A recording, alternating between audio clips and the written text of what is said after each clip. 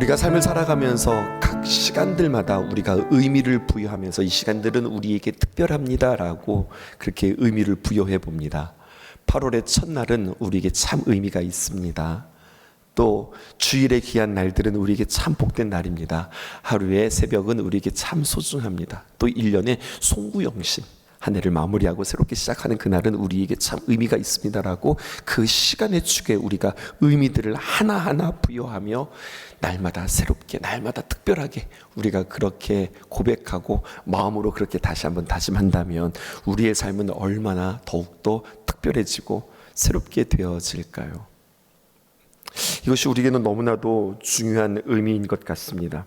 8월의 첫날에 만나는 말씀, 8월 첫날이니까 우리가 그냥 귀한 말씀 만나는구나 생각하지 아니하고 8월 한 달 내내 기도 제목 삼고 주님께서 기도해라 라고 하는 말씀으로 우리가 믿음으로 받는다면 여러분, 우리는 참 이 말씀이 오늘 새로운 기대감으로 보이게 되어질 것입니다. 하나님 앞에, 하나님 오늘 이날 우리에게 주시는 이 8월의 새날에 주시는 말씀 우리가 잘 듣고 8월 한 달 동안 귀한 지침 삼고 또 기도 제목 삼게 해주세요라고 고백하며 말씀을 볼 수 있었으면 좋겠습니다. 또 한 가지 이러한 마음들도 있습니다. 또 한 가지 기대는 새날이 시작되어질 때마다 마치 우리 주님 앞에서 새 도화지 받는 그러한 귀한 마음으로 새날을 시작했으면 좋겠습니다. 새 도화지에 우리가 그림을 그리잖아요. 우리가 주님 앞에 매달 한 장씩 그림을 그려서 올려드리는데 그 그림이 늘 부족하고 부끄럽고 작품으로 친다면 졸작인데 그럼에도 불구하고 다시 한번 도전하면서 하나님 이번 8월은 내가 한번 잘 그려보겠습니다. 내가 그리는 것이 아니라 주님과 함께 멋지게 그려보겠습니다. 이 고백으로 주님 앞에 나아간다면 얼마나 귀할까요? 믿음의 주요 또 온전케 하시는 이인 예수를 바라보자. 믿음의 시작 아르케, 그리고 그 믿음을 진행하시는 우리 주님 아르코, 뿐만 아니라 그 믿음을 완성하시는 그 주님과 함께 멋진 그림들을 그려가 보려고 합니다. 내가 완전한 게 중요한 것이 아니라 완전하려고 주님 의지하는 그 믿음이 중요합니다. 이 고백으로 여러분들 8월 한 달을 주님과 함께 멋지게 귀한 그림 그려갈 수 있는 저와 여러분들 되었으면 좋겠습니다. 우리는 오늘 8월 첫날에 우리는 이사야서 13장을 만나게 되어집니다. 지금까지 살펴본 이사야서 1장부터 시작해서 12장까지는 유다와 이스라엘에 관한 경고의 말씀이었다고 한다면 이제 오늘 8월 1일부터 시작되어지는 말씀에는 이제 13장부터 시작해서 23장까지 전혀 다른 이야기가 전개되어집니다. 그것은 바로 무엇이냐면 이스라엘이 아니라 그 주변의 강대국들이 어떻게 하나님 앞에 심판을 받게 되어지는지 성경은 우리에게 이야기해 주고 있습니다. 그러니까 하나님의 심판과 경고는 이스라엘 백성들뿐만 아니라 그 주변 나라들에게도 일어나는 일이구나. 여러분, 이것을 우리는 보게 되어지는 겁니다. 그 중에서 오늘은 특별히 이방의 여러 나라 강대국 가운데 하나님께서 바벨론을 꼽으셨습니다. 오늘 말씀은 바벨론의 멸망에 관한 이야기입니다. 바벨론은 그 당시에 강국이었습니다. 유다가 바벨론에 멸망하게 되었고요, 그들은 포로 생활을 하게 되었는데 무려 바벨론에게 70년이라고 하는 그러한 지배하에 그들은 포로로 살아가게 되었습니다. 여러분은 아시는 바와 같이 통일왕국을 이뤘던 이 하나님의 나라, 이 이스라엘 땅이 북과 남으로 나뉘어지죠. 우리 한국과 좀 정황이 비슷합니다. 북과 남으로 나뉘어지면서 저 북쪽 나라를 가르치는 말이 있습니다. 북이스라엘이라고 그렇게 이야기합니다. 그런데 북이스라엘 말고 저 북쪽 이스라엘을 호칭하는 여러 가지 표현들이 있는데요, 북이스라엘이라고도 이야기하고 이스라엘이라고도 이야기합니다. 왠지 이스라엘이면 전체를 말하는 것 같지만 이제 후반전으로 들어가면서 이스라엘 하면 그것은 이스라엘 전체가 아니라 북이스라엘을 말한다라고 우리는 인지하셔야 됩니다. 뿐만 아니라 저 북이스라엘을 말하는 또 다른 표현들이 있는데 그것은 북이스라엘의 수도인 사마리아이기 때문에 저 북이스라엘을 사마리아라고 표현하기도 하고요, 또 에브라임이다라고 표현하기도 해요. 그러니까 다양한 표현들이 무엇을 지칭하는지를 아셔야 되는 겁니다. 북이스라엘, 이스라엘, 에브라임, 그리고 사마리아, 다 북이스라엘을 말하는 표현들입니다. 북이스라엘이라고 이야기했으니 남쪽은 남이스라엘이라고 이야기하냐? 그렇지 않습니다. 남쪽은 뭐라고 이야기하면 유다, 남유다, 또 시온, 다윗의 집이라고 하는 표현들이 있습니다. 이것은 남유다를 가르치는 표현들입니다. 이거 쭉 성경을 읽어가면서, 특별히 이사야를 읽어가면서 그런 표현들이 나올 때 이것은 북이스라엘을 말하는 거구나, 이것은 남유다를 말하는 거나, 이것도 구분할 수 있었으면 좋겠습니다. 먼저 북이스라엘이 망하게 되어지죠. 북이스라엘, 아수르의 멸망, 그리고 남유다, 바벨론의 멸망, 이렇게 우리는 여러분들과 율동하면서도 함께 익혔던 때가 있었던 것 같습니다.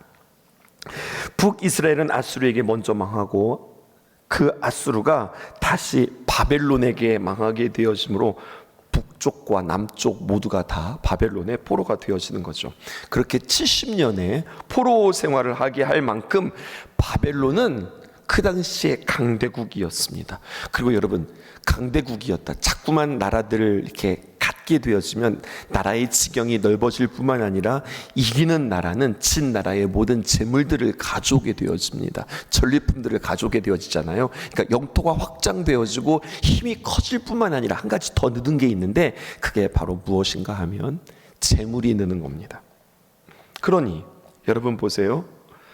70년 포로 생활을 하게 할 만큼 바벨론은 그 당시에 강대국 중에 강대국이었고 매우 부유한 나라였고 힘이 세졌습니다. 그러면 그 다음 자연스럽게 나오는 현상이 있습니다. 그것은 바로 무엇이냐? 당연히 사치와 쾌락이 심하게 되어지고, 그리고 타락한 도시가 되어지고 교만한 나라가 되어지는 겁니다. 바벨론이 믿는 신이 있지 않겠습니까? 그 신의 이름이 언뜻 들으면 말뚝처럼 들리는데 마르뚝이라고 하는 그러한 신을 섬겼는데, 그 바벨론은 그들의 신상을 금으로 입혀 만들게 되었습니다. 그런데 주석에 보면 그 신상에 사용된 금의 양이 무려 오늘날 24톤에 해당되어지는, 그러니까 1톤 트럭으로 24대가 동원되어질 만큼 여러분 얼마나 큰 부유함을 누렸는지 그 신상 하나만 보아도 알 수 있게 되었습니다. 그렇게 바벨론은 사치스럽고 부유했으며 막강한 경제력을 지닌 나라였습니다. 그러니 뭐가 두려울까요? 뭐가 걱정일까요? 무엇이 그들에게 무서울까요? 그런데 오늘 이사야는 바벨론을 향해서 뭐라고 말하느냐? 바벨론 망한다, 그렇게 이야기하는 거예요. 그 예언이 씨알도 안 먹히는 소리입니다. 아니, 지금 우리가 뭔가 지금 위기가 있고 어렵고 뭐 흔들리고 이러한 상황이 아니라 지금 모든 게 지금 잘 되고 있는데, 가장 최고치를 누리고 있는데 망한다? 이 소리가 들리지 않는 거죠. 1절 말씀 보실까요? 함께 읽어보십시다. 시작. 아들 이사야가 바벨론에 대하여 받은 경고라. 상황적으로 볼 때, 형편으로 볼 때에 그 당시 사람들의 생각도 그렇고, 바벨론 사람들은 뭐 말할 것도 없고, 그렇게 부유하고 강한 나라가 어찌 멸망할 수 있으랴, 여러분 생각하지 못했습니다. 게다가 지금 이 말을 누가 하는 거예요? 작은 나라, 약한 나라의 일개 선지자가 내가 하나님으로부터 받은 말씀입니다, 당신들을 경고합니다, 이 경고에 귀 기울이십시오. 여러분, 이 경고가 그들에게 들릴까요? 참 우스운 꼴입니다. 너나 잘해. 여러분, 이런 말 아닐까요? 우리의 삶 속에 한번 적용해 보십시다. 바벨론이 지금 강해졌답니다, 부유해졌답니다. 여러분, 이것은 어찌 보면 하나님께로부터 복받은 것이고 잘된 것이고 그리고 다행인 것이고 참 부러울 것이지만, 성경은 우리에게 이야기합니다. 그게 마냥 좋은 것만은 아니다. 어쩌면 그것은 위험한 것일 수 있다. 우리에게 이렇게 이야기합니다. 강함과 부함, 크기, 높음, 여러분 이것이 죄는 아닙니다. 그런데 오늘 성경은 우리에게 이야기해요. 죄는 아니지만 죄에 빠질 위험이 크다는 이야기예요. 강해질수록 위험하고, 부유하면 부유해질수록 위험하고, 또 강하고 부유해지면 왜 위험해지는가? 이런 생각들이 은연중 들어오기 시작한다는 겁니다. 어떤 생각이냐? 하나님 없이도 왠지 살 수 있는 것 같은 거예요. 누가 했냐라는 거예요. 누가 키웠고 누가 쓰웠고 누가 모았냐? 내가 한 거 아니야? 이런 생각이 들기 쉽다는 거예요. 우리 하나님 없이도 살았는데, 하나님 없이 우리의 힘으로 이만큼 했는데 누가 우리를 건드려? 이런 생각이 그들로 하여금 위험에 빠지는 그런 생각이라고 하는 거죠. 사회학자들의 보고에 의하면은요, 요즘 우리들이 이야기합니다. 국민소득이 어느 일정 수준을 찍게 되어지면 어떤 나라든 기독교에 부응했던 그 그래프는 멈추고 꺾이고 쇠퇴하기 시작한답니다. 이게 일반적인 모든 통계입니다. 한 나라에도 예외가 아닙니다. 그렇게 하나님을 멀리하면서도 문제는 이게 위기라고 느끼지 못하는 거예요. 세상과 가까워지고 죄를 짓고 사치하고 방탕하고 타락하고 쾌락하다 보면, 쾌락에 빠지다 보면 결국 그 끝은 멸망인데, 마치 소돔과 고모라가 심판받았듯이 지금 바벨론도 그렇게 달려가게 생겼구나. 오늘 성경은 우리에게 이야기하는 거죠. 이거 우리 이야기 하자고요. 아이고, 바벨론이 저렇게 교만하다가 망했네. 역사의 이야기가 아니라 이것은 우리의 이야기란 말입니다. 강함과 부함, 죄 아니라고 그랬어요. 하지만 강하고 부유해질수록 위험을 느끼고 조심하셔야 합니다. 그렇다고 일부러 약해지거나 가난해지자, 이건 아니에요. 하지만 우리는 늘 고백해야 되는 거예요. 모든 것이 하나님께로부터 왔습니다. 그리고 모든 것들은 하나님께서 주시는 것이고 하나님의 허락하에 우리가 누리는 것입니다. 그러니까 부한데도 처할 줄 알고, 또 강한데도 처할 줄 알아서, 부한데도 처하고 강한데도 처하면서 그것을 주를 위해서 쓸 줄 알고, 부한되는 그 부유함을 하나님으로 삼지 아니하고 하나님을 위한 도구로 사용하고, 강함과 부함이 모두 다 하나님께로부터 왔습니다, 이것을 잊지 않고 고백한다면 그것은 진짜 복이 되어지는 거예요. 그냥 표현만 이렇게 하는 것이 아니라 좋은 예가 없을까 생각해 보았습니다. 그랬더니 좋은 예가 있어요. 그게 바로 누구냐? 사도 바울이 우리에게 좋은 예가 될 수 있겠습니다. 무엇보다도 사도 바울이 부자는 아니었지만 그가 특별하게 가진 것 한 가지가 있었으니 그게 무엇일까요? 바로 시민권이라고 하는 겁니다. 로마가 세계를 지배하던 당시 사도 바울이 가지고 있었던 그 로마의 시민권, 그것은 당대의 권력이었습니다. 그런데 사도 바울은 이야기해요. 내가 예수 그리스도를 아는 것 외에는 모든 것들을 다 배설물로 여긴다. 그 이야기는 뭐냐면 그에게 있어서 이 시민권도 배설물처럼 여긴다고 하는 그러한 의미예요.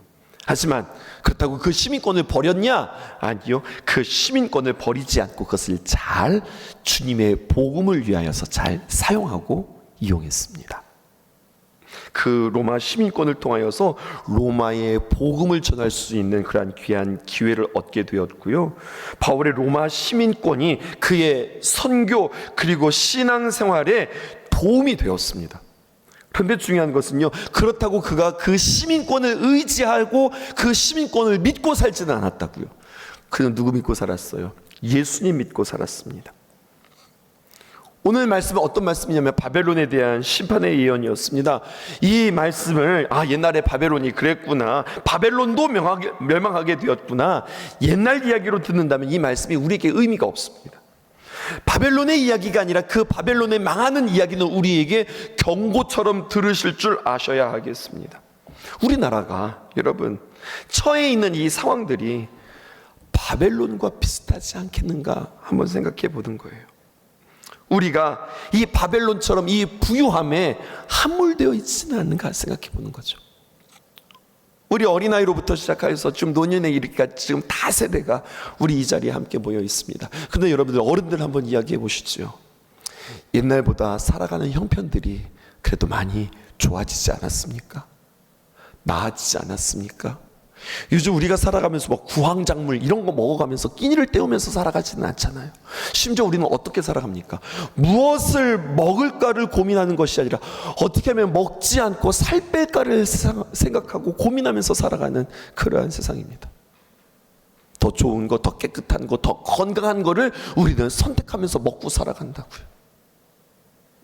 냉장고에 음식이 없어서 고민하는 것이 아니라 사실은 냉장고에 너무나 많은 음식이 남아 있어서 처치 곤란 때문에 때로는 버리는 음식들도 우리에게는 너무나 많은 것 아닙니까?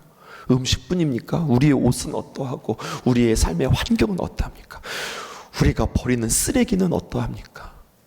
여러분, 많이 좋아지고 많이 나아진 것 아닙니까? 그런데 여러분, 이럴 때에 우리가 부유함에 함몰되어서 당연한 거 아니야? 이게 아니라 이렇게 부유함에 함몰되어지면 나도 모르는 사이에 하나님 멀리하고 하나님 없이도 살 수 있을 것처럼 우리는 오만함에 빠지고 우리의 강함, 우리의 소유, 이것을 하나님을 위하여서, 가난한 사람들을 위하여서 돕고 쓰는 그러한 청지기로 살아가는 것이 아니라 오히려 거꾸로 가난한 자를 착취하고 강포하게 폭력을 행하면서 살아갈 수 있다는 이야기입니다. 누구처럼요? 바벨론처럼. 그러다가 우리는 바벨론처럼 망할 수 있다는 이야기입니다.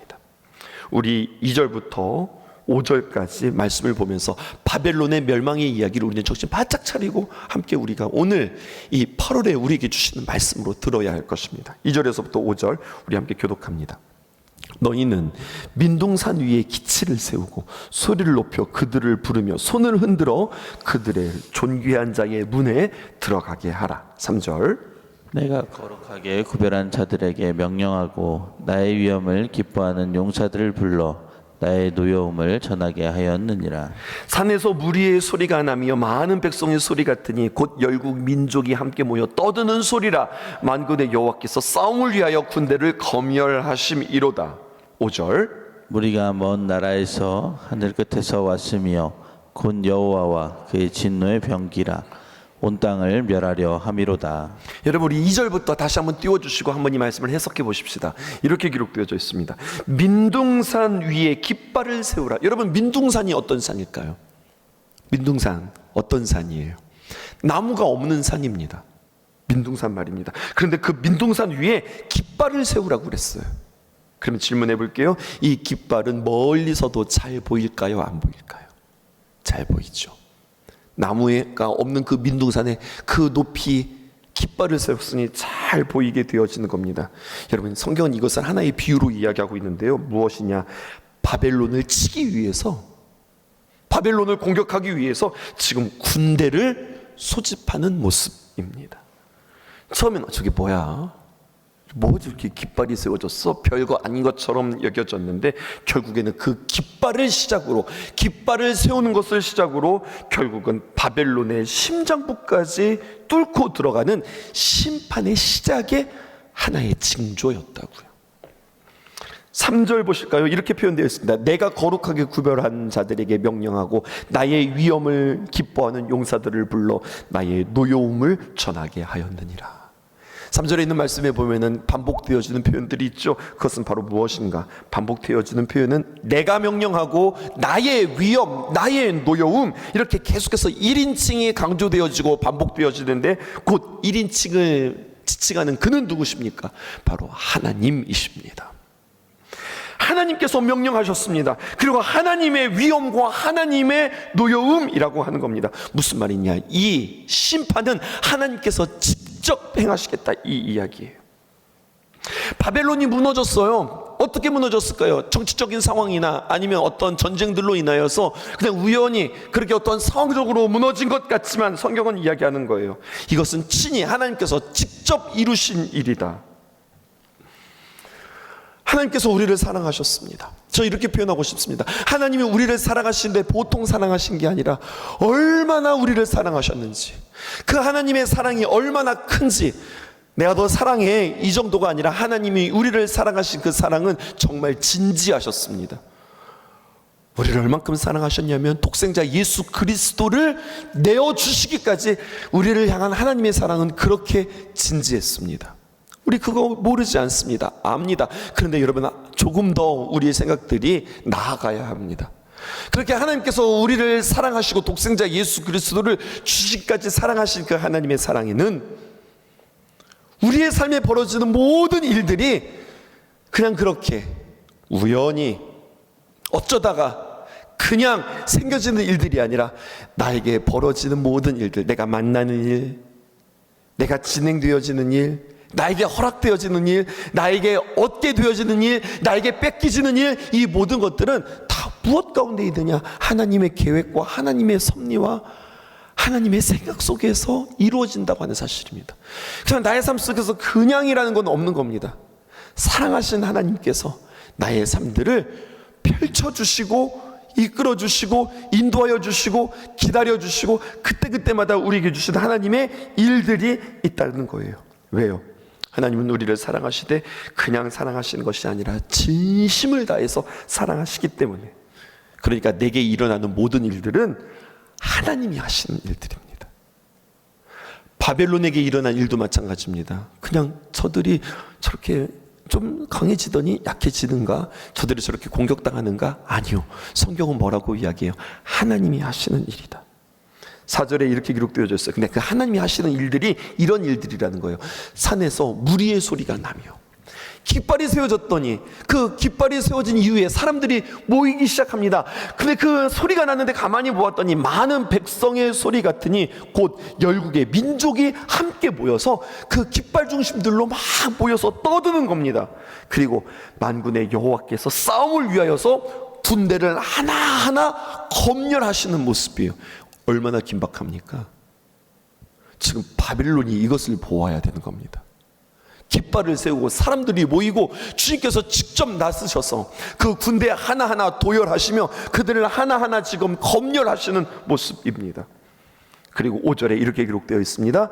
무리가 먼 나라에서 하늘 끝에서 왔으며 곧 여호와와 그의 진노의 병기라 온 땅을 멸하려 함이로다. 여러분, 이 말씀이 들려질 때에 무슨 말입니까? 큰일 났네. 이제 우리 죽게 생겼네. 여러분, 이렇게 두려워하는 것이 아니라 이 상황 속에서 그들은 빨리 하나님께로 돌이키고 그들의 삶을 유턴해야 되는 겁니다. 아니, 그냥 치시면 그냥 곧바로 치시면 되지, 뭐 깃발 세우고 사람들 모으고 막 검열하고 왁작지껄하는 소리들이 모이고. 왜 그럴까요? 끊임없이 성경은 심판만 말하는 것이 아니라 심판에는 하나님께서 회복하시고 그들로 하여금 돌이키기를 원하시는 하나님의 유한의 시간들을 언제나 그들에게 주시는 거예요. 느부갓네살 왕, 바벨론의 왕이지요, 강성하여서 세력을 떨치며 예루살렘을 파괴하였지만 그 후손의 때에 이르러 그 바벨론은 결국 우리는 앗수르까지 먹으면서 우리가 이 땅의 강대국이다, 더 이상 어떤 나라도 없다라고 생각했는데 아니요. 결국은 바사, 페르시아에 의하여서 그들은 또다시 멸망당하게 되어지는 모습을 보게 되어집니다. 사람들은 생각했어요. 설마 우리가 무너지겠어? 설마 우리가 망하겠어? 설마 우리가 먹히겠어? 아무도 생각하지 못했던 것입니다. 그런데 하나님께서는 이사야를 통하여서 그들의 멸망을 탁 쳐서 보여준 것이 아니라 미리 보여주셨다고 하는 이야기예요. 우리에게 주는 교훈이 너무나도 큽니다. 우리도 마찬가지죠. 왠지 지금 이 상태가 그냥 계속되어질 것 같은 거예요. 건강 유지하면 끝까지 갈 것 같은 거예요. 나의 소유 이 정도면 우리가 잘 관리하면 그냥 내가 살아가는데 문제 없을 거라고 생각해요. 여러분, 성경은 우리에게 이야기합니다. 우리가 바벨론과 같은 생각하지 않습니까? 모든 것이 하나님께로부터 온 겁니다. 하나님께서 허락해 주신 겁니다. 우리는 이 땅에서 청지기로 살아가는 겁니다. 젊다고 건강을 보장하십니까? 하나님께서 거두어 가시면 나는 바로 병원 신세 들어가는 겁니다. 내가 잘 모으고 내가 재테크를 잘하고 내가 잘 관리했다고 생각하십니까? 하나님께서 후 부시면은 여러분 그냥 다 날아가는 겁니다. 언제나 기억하십시다. 하나님께서 내게 허락해 주셨다. 그래서 내가 이것들을 가지고 산다. 그러니 우리는 조마조마하면서 살아가는 것이 아니라 우리의 삶의 태도는 뭐냐? 그래서 우리는 하나님 앞에 감사하면서 살아가는 것이고 우리는 하나님 앞에서 겸손하게 살아가는 거예요. 감사하고 겸손한 자에게 하나님께서 복을 주시고, 바벨론 어떻게 된 거예요? 교만했잖아요. 하나님 없이 살았잖아요. 하나님 의지하지 않고 자신의 힘으로 살아갔잖아요. 그 끝은 뭐냐? 그냥 그렇게 사는 거야. 아니요, 그 끝은 멸망입니다. 단 예외가 없습니다. 모두가 다 멸망이라고 하는 사실입니다. 오늘 11절 말씀 읽고 마치실까요? 이렇게 기록되어 있습니다. 내가 세상의 악과 악인의 죄를 벌하며 교만한 자의 오만을 끊으며 강포한 자의 거만을 낮추며. 근데 여러분, 여기 표현되어진 이 단어들이 우리에게 좀 익숙한 단어들입니다. 어디 생각나실까요? 시편 1편 1절에 있는 말씀입니다. 함께 읽어보실까요? 함께 읽읍시다. 시작. 복 있는 사람은 악인들의 꾀를 따르지 아니하며 죄인들의 길에 서지 아니하고 오만한 자들의 자리에 앉지 아니하고. 하나님께서 세상의 악과 악인의 죄를 벌하시며 교만한 자의 오만을 끊으시고 강판 자의 거만을 낮추시겠다. 여러분, 이것은 복 있는 사람의 정반대의 모습이라고 시편은 시작하면서 우리에게 다시 한번 강조합니다. 꾀를 따르지 않는다, 죄인의 길에 서지 않는다, 오만한 자리에 앉지 않는다, 따르다, 서지 않는다, 앉지 않는다. 이것을 우리 삶 속에 이렇게 표현해 보면 어떨까요? 나의 출발, 나의 머무름, 또 나의 발걸음, 그 기초가 뭐냐? 나 무엇 믿고 무엇 의지하며 무엇에 내가 뿌듯하게 생각하면서 살아가는가? 하나님께서 바벨론 멸망시키겠다는 거예요. 이유는 딱 한 가지. 그들에게 악이 가득하고 교만이 넘쳐났기 때문이다.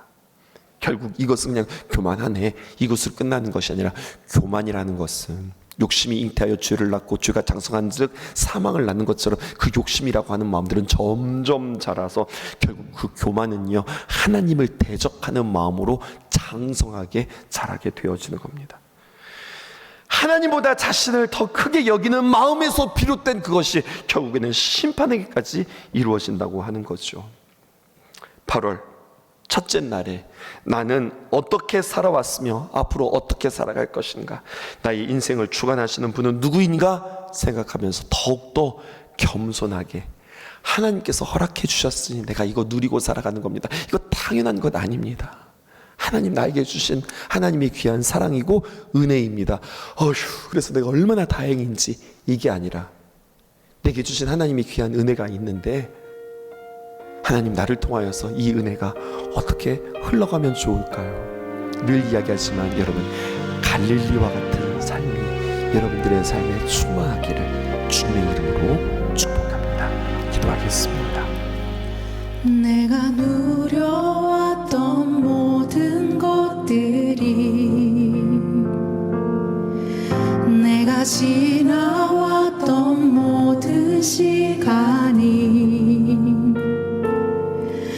내가 걸어왔던 모든 순간이 당연한 것 아니라 은혜였소. 아침 해가 뜨고 저녁에 노을, 봄의 꽃향기와 가을의 열매, 변하는 계절의 모든 순간이 당연한 것 아니라 은혜였소. 모든 것이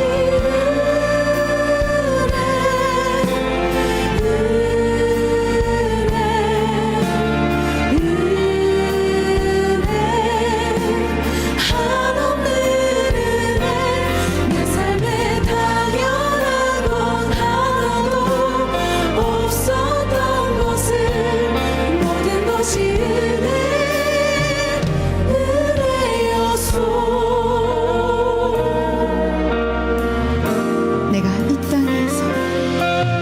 내가 이 땅에 태어나 사는 것, 어린아이 시절과 지금까지